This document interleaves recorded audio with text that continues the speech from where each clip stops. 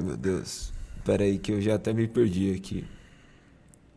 Tinha um rapaz falando de Cara, texto. vou contar um caso aqui pra vocês. Ah, lá vai. Meu Deus. Meu Deus. Vou contar um caso que aconteceu comigo que... Coitado dos Marcelos. Hã? Os caras estão falando, qualquer Marcelo eu vou bater. Coitado dos Marcelos. Não, mas esse foi bem pesado, cara. Esse dia foi um dia... Acho que eu tenho 44 anos de idade, mas ainda arrisco dizer que foi um dos piores dias da minha vida. E você sabe uma coisa que mexeu muito comigo, Maurício, nessa época? Todo menino, quem é jovem aí, ou quem já foi jovem há pouco tempo, sabe? Todo menino gosta de uma menina da escola. Você tinha a menina que Sim, você sim. gostava. E geralmente você gosta da menina mais bonita. Eu não gostava da menina mais bonita da escola. Eu gostava de uma menina em especial. E por que eu gostava dela? Porque ela conversava comigo. Depois, analisando um pouco mais friamente quando eu me tornei adulto, eu percebi que ela conversava comigo por dó. Ela tinha dó do que as pessoas faziam comigo. Então ela também, de alguma forma, não concordava, então ela conversava comigo. Mas dentro da minha inocência, e como eu era uma pessoa muito sem amigos, uma pessoa muito humilhada, muito oprimida, ela conversar comigo, ela me cumprimentar era uma coisa muito surreal. E na escola, na minha época, a molecada tinha o hábito de cumprimentar com um beijo no rosto, né? Claro, com exceção a mim. Sim. Eles não faziam, as meninas não faziam isso comigo, faziam isso com outros rapazes. E ela um dia veio e me cumprimentou com um beijo no rosto. Aquilo pra mim foi o ápice, né, cara, do tipo, poxa. E ela e aí eu gostava dela, era a menina que eu gostava na escola. E ela sentava na cadeira, eu sentava assim, ela sentava nessa cadeira da frente, Na diagonal, assim. na diagonal, logo à frente. E quando ele fez isso comigo, ele me deixou de frente a ela, cara. E eu vi nela o olhar de pena. O olhar dela de pena. E aí foi ali que acabou meu mundo, cara. Porque as outras pessoas mexiam. Eu olhava, via as pessoas riam, mexiam. E o mais bizarro é que naquela época a professora ria. Nesse momento a professora não estava. Nessa ocasião especial. Mas várias e várias vezes que eles tiravam o sarro da minha cara, a professora ria junto. É bizarro isso, né, cara? Nossa. É uma geração. A gente evoluiu muito. Naquela época, as pessoas elas se davam o direito de ignorar o bullying, ao ponto da professora rir. Eu tinha uma professora que ela me chamava pelo apelido humilhante que eles me deram. Era muito louco, né, cara? É uma coisa assim que a gente não acredita. Hoje, graças a Deus, o bullying é muito bem disseminado e as pessoas têm essa consciência. Mas, na verdade, eu ia te contar um outro caso. Um caso que aconteceu comigo no trabalho, que não tem nada a ver com isso, mas é um caso aí muito educativo para o pessoal. Eu trabalhava num laboratório de controle de qualidade de medicamentos, alimentos e suplementos alimentares. E eu era o responsável técnico desse laboratório. Eu comandava uma equipe de biólogos, químicos, engenheiros, fazendo análise microbiológica. Eu sou um cara que trabalhei por muito tempo, estudei muito microbiologia. E a microbiologia não é uma área da química. A microbiologia é uma área que eu aprendi. E eu contei a história aqui no podcast que eu fiz com o Renan. Eu aprendi microbiologia fazendo hora extra, de graça, numa multinacional que eu trabalhava no laboratório de microbiologia. E eu fui aprendendo.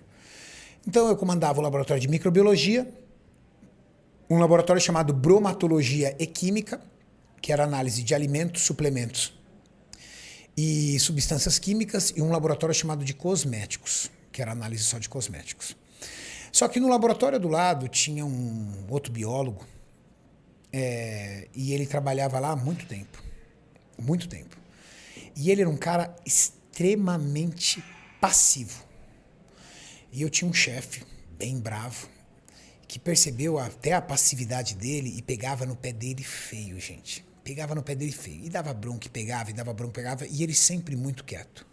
Sempre muito em silêncio, sempre segurando a bronca, sempre muito quieto, sempre tranquilo. E a gente falava, cara, como fulano suporta isso?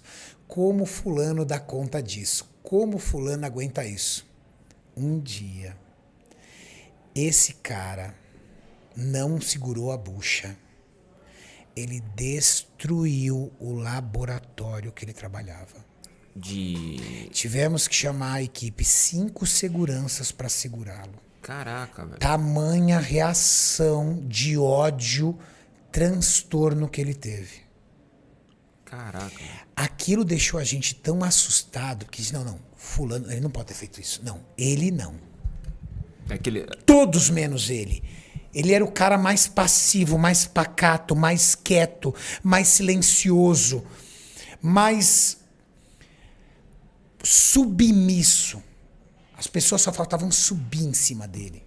Chefe, assistente, gente, as pessoas abusavam dele. Ele surtou de um jeito. Caraca. O que a gente leva de aprendizado disso? Cuidado com o nível de pressão que você coloca nas pessoas.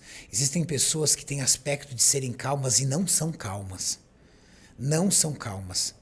Às vezes a raiva, o ódio, a tensão dela é tudo dentro, é introspectiva a pessoa. E quando ela solta, às vezes, aquilo... Sabe aqueles casos de você ouvir falar fulano matou pai, mãe, irmão, e você fala, pô, mas como é que ele fez? Ninguém sabe a história que estava lá dentro.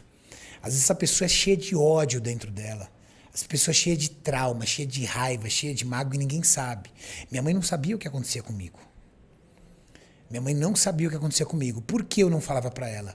Porque ela ia sofrer e ela não poderia mudar a situação. Mas isso é o que acontece com muitos filhos. Era uma condição financeira que a gente tinha. Minha mãe não tinha dinheiro para colocar comida em casa, coitada. Meu tio lá ia levar a cesta básica. Eu ia falar para minha mãe que os moleques me humilhavam na escola porque minha calça era rasgada. Porque como eu era gordinho, o que acontece? A calça, igual aquele rapaz disse, uma calça ralava na outra, nas coxas e rasgava. E aí eu ia com a calça rasgada, você sentava, aparecia e os moleques zoavam. Uma vez eles pegaram, sem eu perceber, botaram o dedo no rasgo e puxaram, aumentou o rasgo. Puxaram o rasgo. Então, eu vou falar isso pra minha mãe ia ficar doente. Então, cuidado com pessoas excessivamente calmas. Essas pessoas excessivamente calmas, quando explodem, elas podem literalmente saírem de si. Saírem de si, é doideira, cara. Renato, o pessoal aqui tá no chat maluco perguntando qual é o nome da professora agora. Até o Felipe Marins tá aqui no chat falando, passa o nome, passa o nome. Até o Marins. Saudade de você, viu? Tá aqui. O Felipe Marins é um dos caras mais legais que eu conheço, um dos meninos mais amorosos, mais puros e mais bondosos. A gente ama aquele garoto, Sem né? falar que é uma loira linda, né? Nossa, que é o loira nosso H. Ragnar, é o nosso Ragnar. Que loira H, tem Felipe Marins. É o nosso Ragnar. Guilherme Alexandre. Renatão, quase 600 de texto. Estradiol está ok. Todos os hormônios ok. Dieta e treino tá bem alinhado. Contudo, a libido é baixa há muito tempo. O que será? Estranho, né? Você tem que ver se a sua testosterona livre está boa. Ele colocou 600 ND/DL. Não, isso é testosterona total. Você tem que ver se a sua testosterona livre está boa. Porque, de repente, você não está conseguindo... Uma coisa, gente, é a testosterona circulante. Outra coisa é a testosterona que você realmente utiliza. A testosterona aproveitável. E nem sempre a questão da libido, da atividade sexual, vem dos hormônios. Às vezes é questão emocional. Às vezes é questão emocional. Se sua parte hormonal está bem regulada, se todos os seus hormônios, estradiol, DHT, quais são os hormônios que atuam diretamente na ação sexual? DHT, estradiol, testosterona, livre total.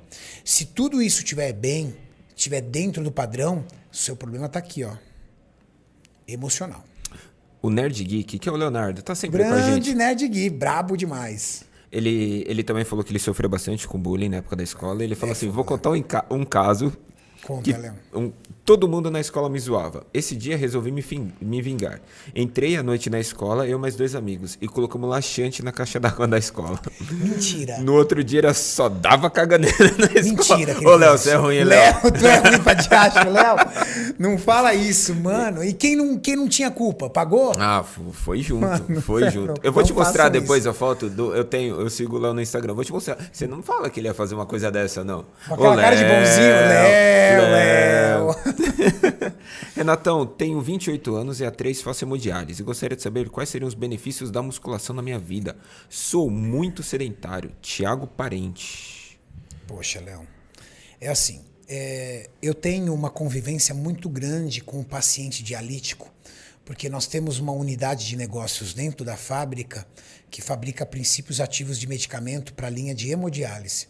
Então, eu já visitei muita clínica de hemodiálise, já visitei muitos hospitais que tinham divisão de pacientes dialíticos. Já conversei com médicos, tenho amigos médicos nefrologistas. A comunidade de nefrologia é uma comunidade que eu tenho reuniões frequentes, que eu participo de congressos. Eu sou um formador de opinião, profissionalmente falando, dentro do mercado de hemodiálise. É que vocês conhecem um Renato. Vocês conhecem o Renato Cariani, influenciador digital da musculação. Tiozão de vocês. Existe um outro Renato Cariani. O Renato Cariani que é executivo de uma fábrica, um químico. Então eu tenho feiras e eventos de química que eu participo, congressos que eu participo. E dentro desse universo, nessa área, eu sou um dos formadores de opiniões, na área de desenvolvimento de produtos para nefrologia. Bom, primeira coisa, o sedentarismo é o seu principal inimigo e é provavelmente o sedentarismo que te levou à condição de ser um paciente dialítico. Os benefícios para você realizar uma atividade física é você retomar o controle, acima de tudo, da sua vida. Vai muito além do benefício estético, entende? Nós somos jovens, eu ainda sou relativamente jovem, vocês muito mais, para pensar na musculação, na academia, no cardio, como benefício para a longevidade. Mas, acreditem, quando nós tivermos de 55 anos para frente, nós vamos agradecer tanto pelo que nós fizemos antes conosco, ou nós vamos amaldiçoar tanto pelo que nós fizemos com o nosso corpo, porque aí constrói o legado. É muito chato você falar sobre longevidade para um garoto de 25 anos, 30 anos de idade, a flor da juventude. Mas tudo que uma pessoa de 60 anos que toma uma caixa de remédio por dia gostaria de fazer era voltar lá nos seus 25 anos de idade, bater no ombro dele e falar: pelo amor de Deus, não faça isso, não faça isso, não faça isso. Pelo amor de Deus, faça isso, isso e isso, para que amanhã, quando eu tiver 60 anos de idade, eu não esteja podre como eu estou. Então é difícil. Amigo, por favor, comece uma atividade física. Você é um paciente dialítico, um paciente sensível, sistema imunológico sensível, saúde sensível, e isso vai te ajudar muito. Renatão, aqui ó, só pra gente concluir. Agora ficou legal. Tem essas duas.